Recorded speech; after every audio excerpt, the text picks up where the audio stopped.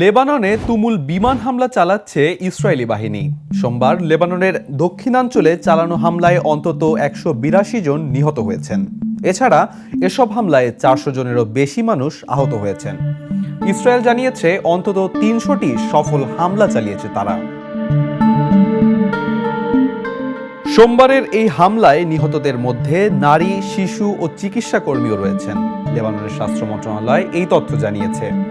দেশটির জনস্বাস্থ্য মন্ত্রণালয় একটি বিবৃতিতে জানায়, হামলার কয়েক ঘন্টা আগে ইসরায়েলি সেনাবাহিনী নাগরিকদের হিজবুল্লাহর ব্যবহার করা এলাকাগুলো থেকে দূরে সরে যাওয়ার জন্য সতর্ক বার্তা পাঠিয়েছিল। দেশজুড়ে বিভিন্ন এলাকায় এই ফোন বার্তা পাওয়া গেছে বলে স্থানীয় গণমাধ্যমগুলো জানিয়েছে। এর আগে গত কয়েকদিন ধরেই লেবাননে হামলা চালাচ্ছে ইসরায়েল। সেসব হামলায় এ পর্যন্ত নিহত হয়েছেন প্রায় অর্ধশতাধিক। ইসরায়েলি সেনাবাহিনী জানিয়েছে তাদের যুদ্ধবিমানগুলো লেবাননে 300টিরও বেশি স্থানে আক্রমণ চালিয়েছে। এসব হামলায় শক্তিশালী ক্ষেপণাস্ত্র, ড্রোন ও অত্যাধুনিক যুদ্ধবিমান ব্যবহার করা হয়েছে। ইসরায়েলি সেনাবাহিনীর একজন মুখপাত্র ড্যানিয়েল হাগরি জানান, হিজবুল্লাহর রকেট হামলাকে প্রতিহত করতে এই হামলা চালানো হয়েছে। এই সংঘাত বর্তমানে পরিস্থিতিকে আরও উত্তেজনার দিকে ঠেলে দিচ্ছে বলে মনে করছেন বিশেষজ্ঞরা। ইসরায়েলের সরকার ঘোষণা দিয়েছে তারা হিজবুল্লাহর বিরুদ্ধে লড়াইয়ে আরও বেশি করে মনোযোগ দিচ্ছে।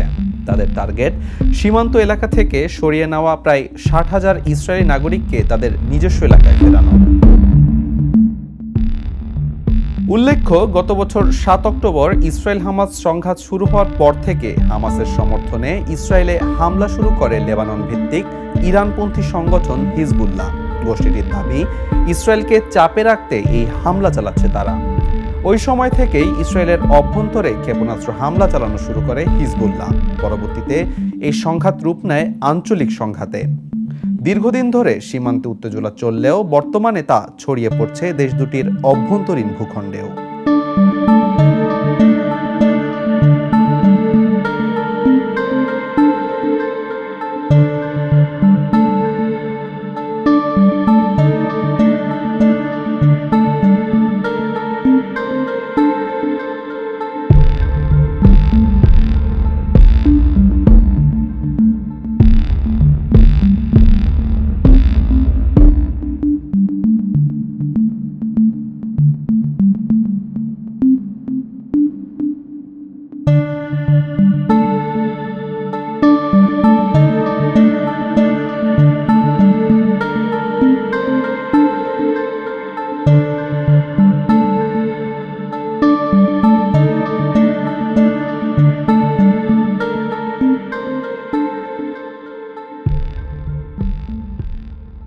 শেখ সাদি, দ্য নিউজ।